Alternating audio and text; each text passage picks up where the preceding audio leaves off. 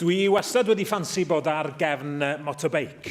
Mi ges i gyfle ychydig ddyddiau yn ôl. Yn anffodus, doedd o ddim yn symud ar y pryd. Dwi ddim wedi pasio prawf motorbeic, ond yng Nghaergybi o'n i tu allan i ysbyty Penrose Stanley ar gefn motorbeic hyfryd iawn o'r enw Elsa 2 i roi sylw i lansiad gwasanaeth newydd beiciau gwaed yn y gogledd orllewin. Rwan i'r rheini o'ch chi sydd ddim yn gwybod, mae beiciau gwaed Cymru neu Blood Bikes Wales yn elusen sy'n ers rhai blynyddoedd yn cynnig gwasanaeth cludo gwerthfawr iawn i'r NHS ar draws Cymru. Ond mi oedd yna un rhan o'r jigsaw ar goll. Y gogledd orllewin oedd yr unig ran o Gymru lle nad oedd y gwasanaeth yma ar gael.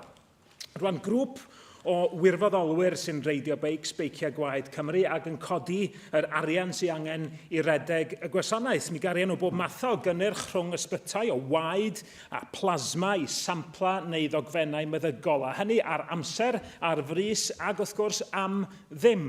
A maen nhw'n arbed ffortiwn i'r NHS, fydda fel arall tu allan i oriau gwaith i staff cludo i hunain yn gorfod talu taxis neu couriers eraill am y gwasanaeth yma, neu hyd yn oed ddefnyddio yr heddlu neu ambulance. So on behalf of the people of Anglesey and North West Wales, can I thank the enthusiastic bikers for ensuring that we too, like the rest of the country, can now benefit from their kindness.